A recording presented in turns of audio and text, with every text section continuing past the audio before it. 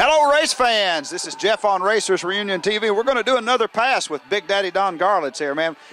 Big came over and he said, let's tell some rain stories. How about it? It's raining here today on the third day at the Virginia Motorsports Park, and it's a good time to tell some tales. Well, for one thing, they didn't cancel the event. You know, we're all still here hoping it might stop. But I can remember a couple of times, one time for Rockingham, Larry Carrier on Thursday, it was kind of sprinkling a little bit, and he called the race.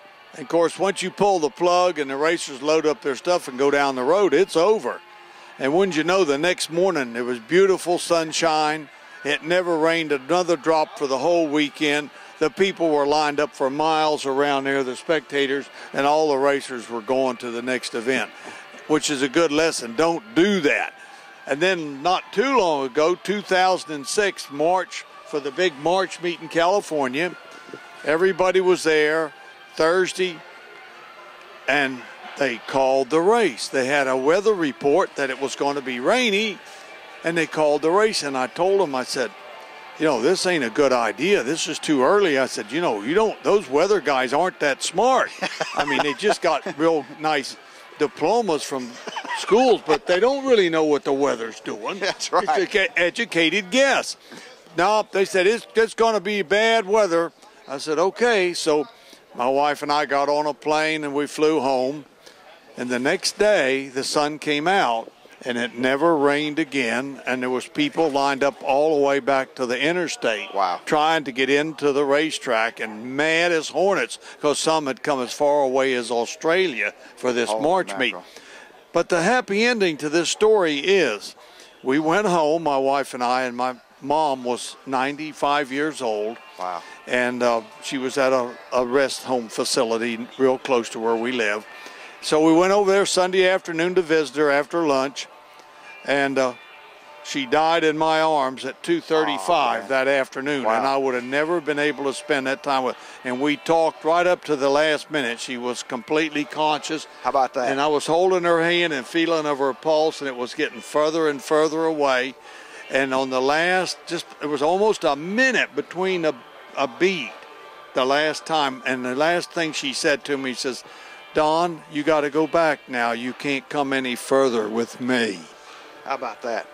My goodness. And I tell you, I wouldn't take $1 million for that experience. And my wife was sitting on the other side of her. When I have to go, that's how I want my daughter and her husband, or my two daughters on each side of me.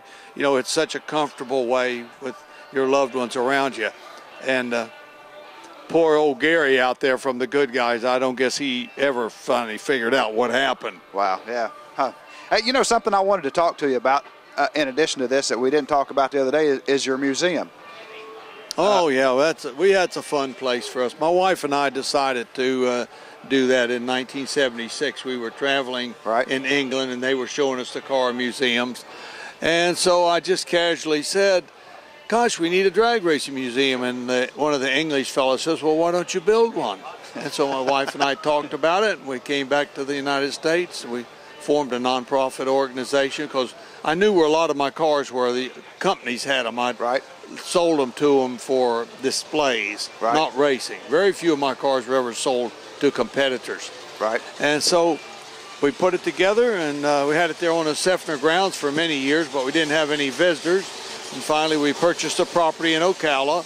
And the very first year, before we were even open, we were building the exhibits and had 11,000 people paid to just look at what we were doing. Oh, wow. And then after we opened in March of '84, we had 27,000 the first year. Wow, that's cool. Now, tell the folks that'll be watching this the address in Ocala for the museum. Okay, it's exit 341 on I-75. We occupy almost the entire southeast quadrant. You can't miss us once you get to that. And we have an Ocala address, but it's actually the Bellevue exit off the interstate. And we're open 7 days a week, 9 to 5. We're only closed on Christmas, but we don't recommend you come late in the afternoon because the average person spends about 4 hours in the facility. A lot to see. That's great. Yeah, that's cool. Well, Big, it's been nice having you over here again, and we're hoping that the rain holds off and you can get out there and make another pass. Well, we hope so. We always wish for the best, and prepare for the worst. You got it, my friend. Great talking to you. Thanks a lot. Thank you. Big Daddy Don Garlits here on Racers Reunion TV.